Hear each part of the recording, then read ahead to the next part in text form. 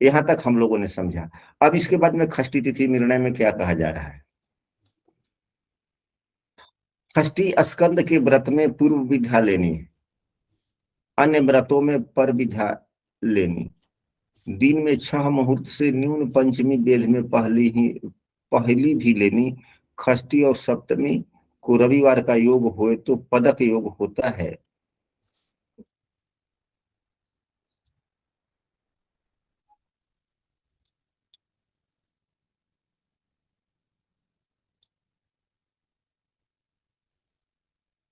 अब स्कंद व्रत तो हम लोगों के यहाँ होता नहीं है, नहीं।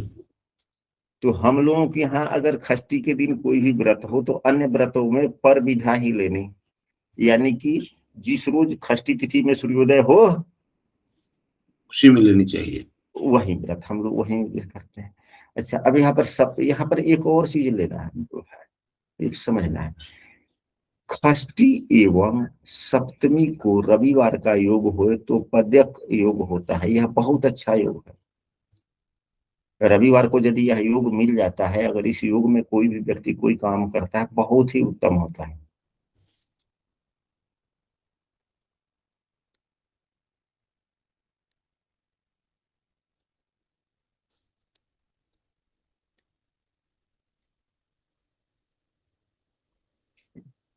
चलिए, अब इसके बाद में सप्तमी तिथि के बारे में क्या कहा जा रहा है। सप्तमी तिथि में कहा जा रहा है कि सप्तमी सब कार्यों में,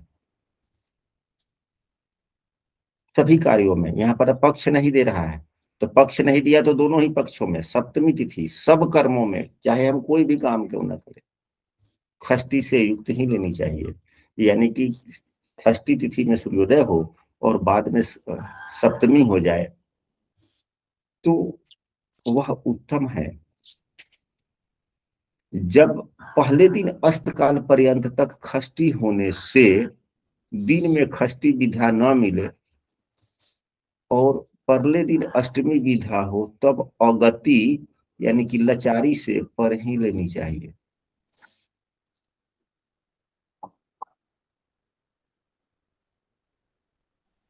यानी कि सप्तमी तिथि में यदि हमको कोई काम करना है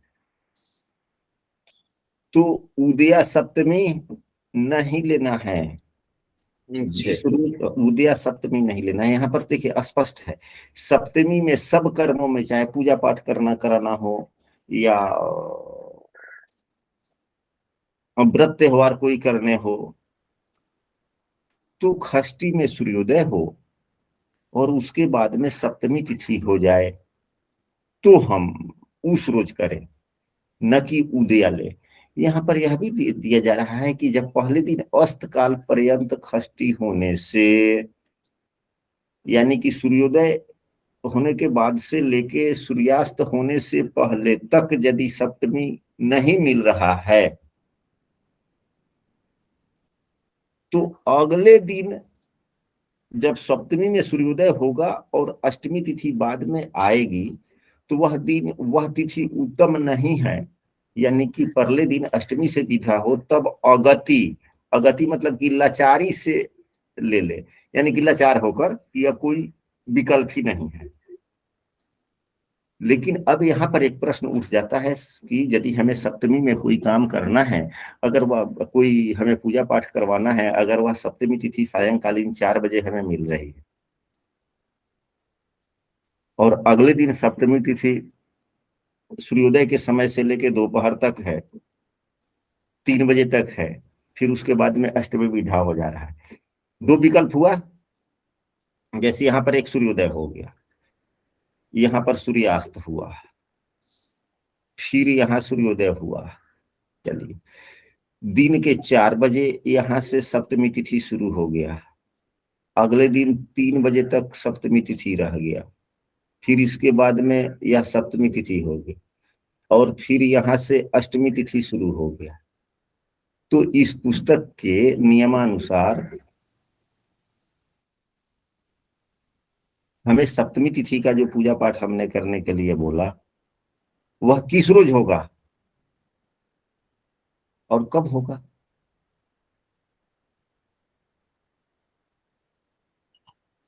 व्रत व्रत आपकी आवाज नहीं आ पा रही है।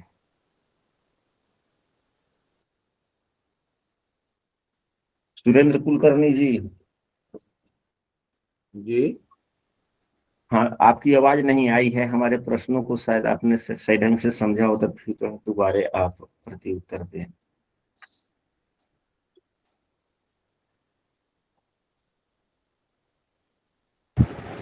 गुरुजी षष्ठी उद्यान में होगा।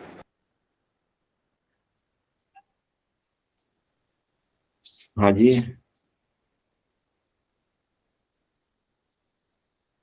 क्या बोले अंजलि जी? मैंने बोला षष्ठी उदय होगी जब होगा उस दिन करेंगे। हाँ, आपने सही कहा।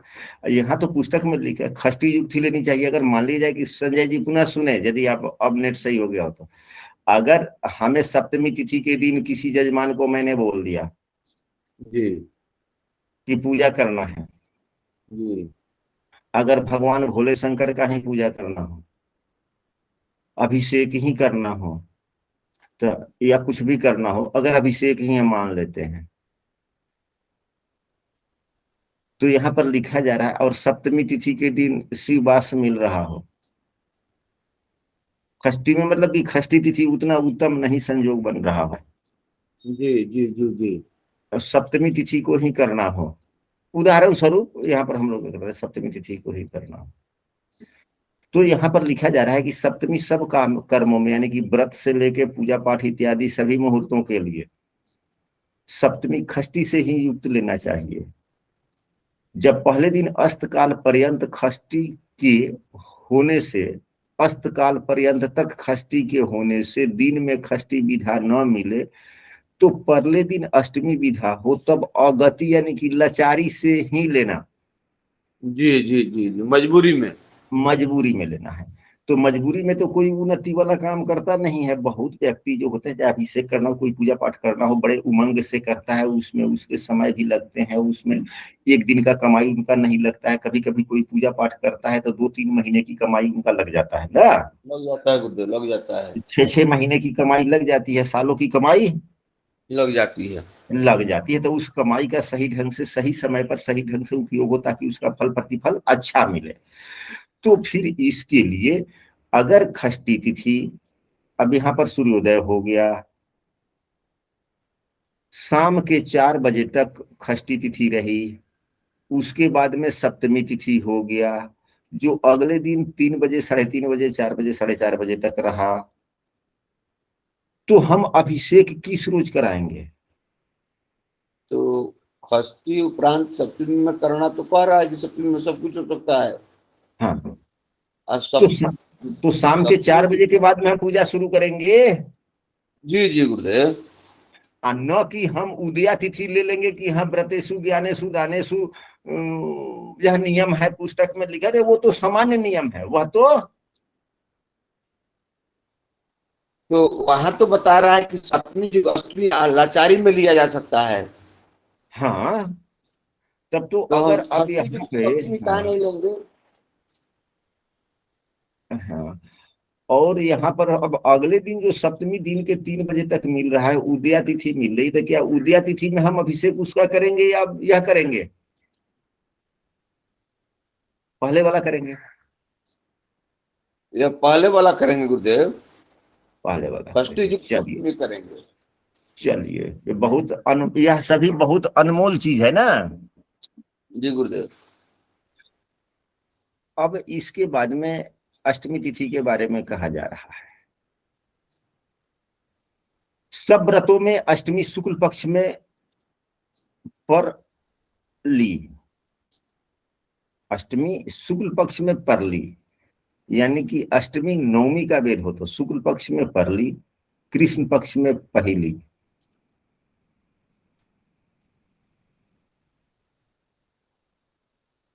परली का मतलब हो गया जो बाद में वेद होता है, कृष्ण पक्ष में पहला, मिले हुए, पहले मिले हुए शिव शक्ति उत्सव में कृष्ण पक्ष की भी परली लेनी। बुधाष्टमी हो तो शुक्ल पक्ष में प्रातः काल से लेकर अपराह्न पर्यंत तक जिस दिन मुहूर्त मात्र बुधवार का योग हो वह लेना। सायंकाल के समय में चैत्र मास, सावन आदि 4 मासों में कृष्ण पक्ष में बुधाष्टमी न मानना। सब कृष्ण पक्ष के अष्टमी काल भैरव के निमित्त कोई कोई उपवास करते हैं। मार्गशीर्ष अष्टमी को भैरव जयंती होने से उनका जयंती के समान ही निर्णय उचित है। इससे मध्याह्न व्यापनी लेनी, दोनों दिन मध्याह्न व्यापनी हो तो पहली ही लेनी, प्रदोष व्यापनी लेनी हो तो कौस्तुभ में लिखा है। इसे दोनों दिन प्रदोष व्याप्ति होने पर दोनों प्रकार के वाक्यों में अतिरोध कर लेनी, यानी कि बाद वाले पहली प्रदोष व्यापनी हो तो परली मध्याह्न व्यापनी में। तब बहुत शिष्टों के आचार से अनुरोध है कि प्रदोष में वर्तमान कर लेनी, द्वादशी पूर्व हो रात्रि में, चतुर्थी दिन में भोजन न कर। इस वचन से भोजन के निमेष मात्र का पालन है, यहाँ कोई व्रत नहीं। निमेष तो ऐसा करता है। इस वचन से भोजन काल में व्यापनी अष्टमी को छोड़कर नवमी व सप्तमी में भोजन करे, यह प्रतीत होता है। इससे युक्त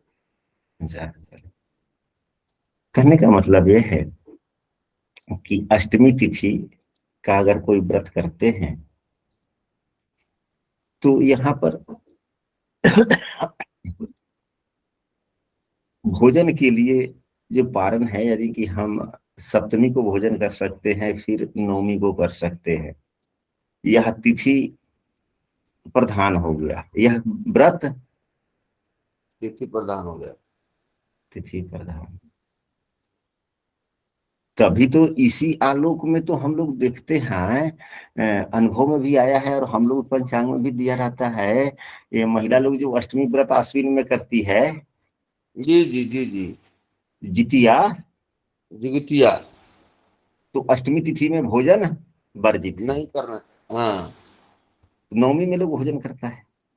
जी जी, तो अष्टमी तिथि जब से शुरू हो जाए तब से, और जब तक समाप्त हो तब तब तब तक। चलिए, नवमी तिथि के बारे में क्या कहा जा रहा है। नवमी सर्वत्र अष्टमी विद्या ही ग्रहण करनी चाहिए।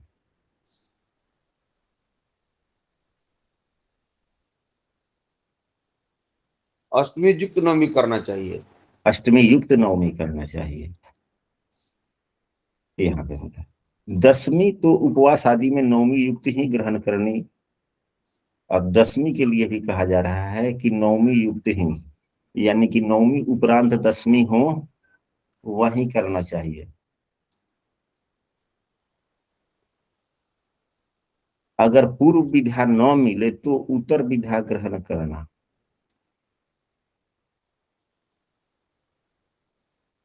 विध विधा कब होता है, जब अगर अष्टमी तिथि, अष्टमी उपरांत नवमी है, तो उपरांत कहा जाता है सूर्योदय तक, सूर्यास्त तक। अगर सूर्यास्त से पहले, यहाँ तक अगर शाम के 4:30 बजे तक भी अगर अष्टमी तिथि है, उसके बाद में नवमी हो गया, तो सूर्यास्त से पहले हुआ ना, जी तो हम इसी रोज कर लेंगे।